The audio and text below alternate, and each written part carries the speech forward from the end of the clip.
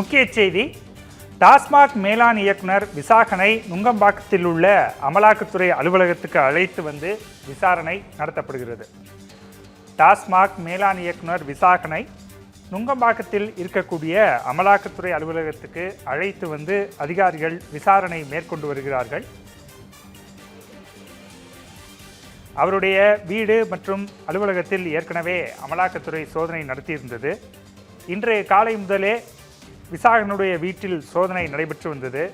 அதில் முக்கிய ஆவணங்கள் கைப்பற்றப்பட்டதாக தகவல் வெளியான நிலையில் விசாகனை தற்போது அமலாக்கத்துறை விசாரித்து வருகிறது. டாஸ்மாகில் 1000 கோடி ரூபாய் முறைகேடு நடைபெற்றதாக புகார் எழுந்த நிலையில் அது பற்றி அமலாக்கத்துறை விசாரணை நடத்தி வருகிறது.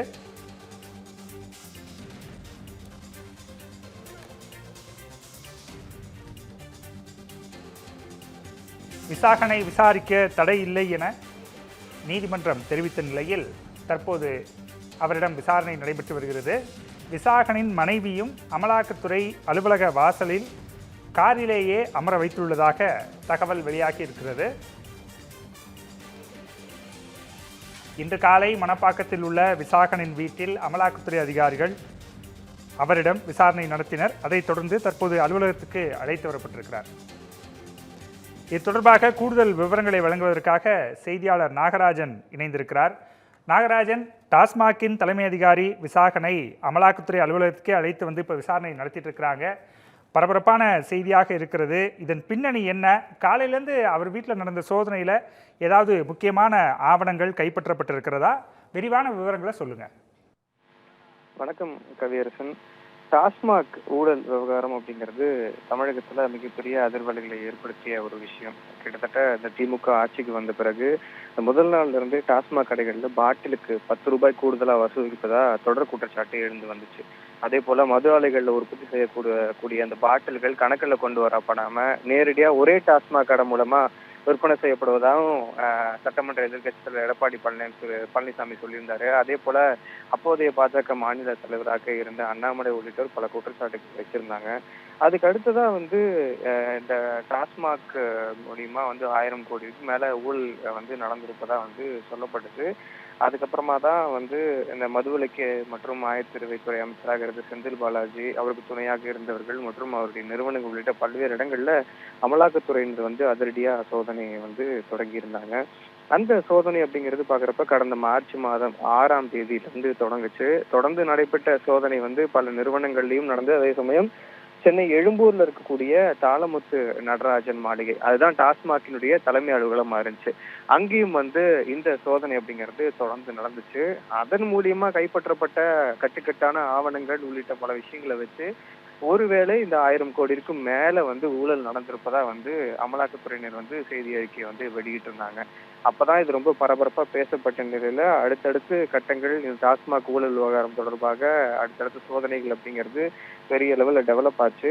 ஒருவேளை முறைகேடு நடந்திருக்க வாய்ப்பு இருப்பதாகவும் அவங்களுடைய அறிக்கையை சுட்டிக்காட்டி சொல்லியிருந்தனால எல்லா தரப்புல இருந்தும் எதிர்ப்பும் மற்ற பலமான விசாரணை நடக்கணுன்ற மாதிரியான கோரிக்கை வச்சு நீதிமன்றம் வழக்கெல்லாம் போய் அதுக்கப்புறம் சம்மன் எல்லாம் கொடுத்திருந்தாங்க. அந்த சம்மன்ல டாஸ்மாகினுடைய மேலாண் இயக்குநராக இருக்கக்கூடிய விசாகன் அவருக்கும் சம்மன் வழங்கப்பட்டிருந்துச்சு. அவர் ஆஜராகணும்.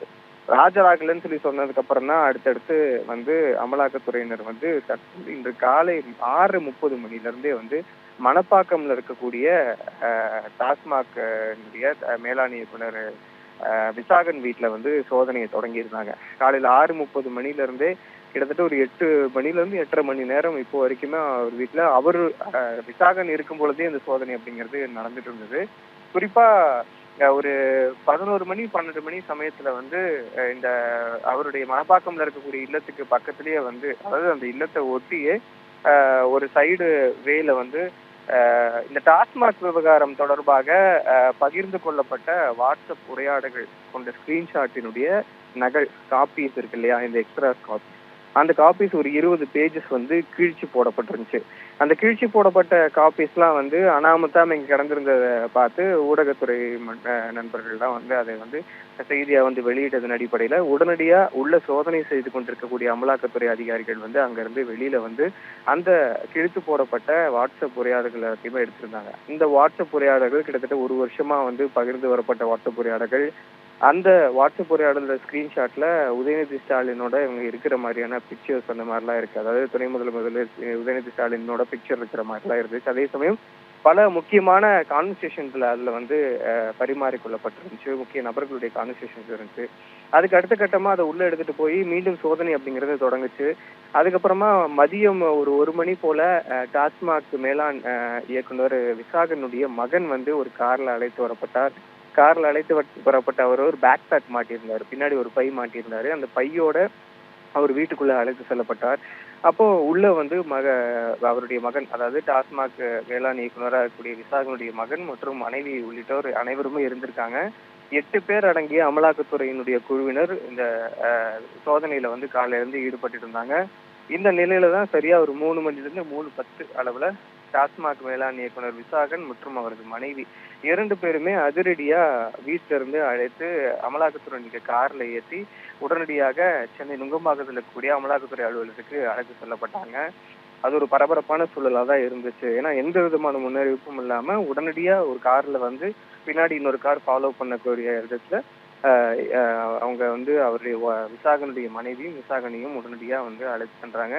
இப்போ அமலாக்கத்துறை அலுவலகத்துக்கு சென்று அமலாக்கத்துறை அலுவலகத்துல அவங்க கைப்பற்றப்பட்ட ஆவணங்கள் வைத்தும் அவர்கள் பறிமுதல் செய்த ஆதாரங்கள் வைத்தும் தற்பொழுது விசாரணை நடைபெற்று வருவதாக. விவரங்களை வழங்கியமைக்கு நன்றி நாகராஜ். மக்களே, thank you for overwhelming response. நம்ம G Square Aranya record breaking success ஆ phase 1 sold out, அதுவும் வெறும் 56 hoursல. உங்களுக்காக இப்போ phase 2 is open now. Launching G Square Aranya at Poru, bang on Chennai bypass service road.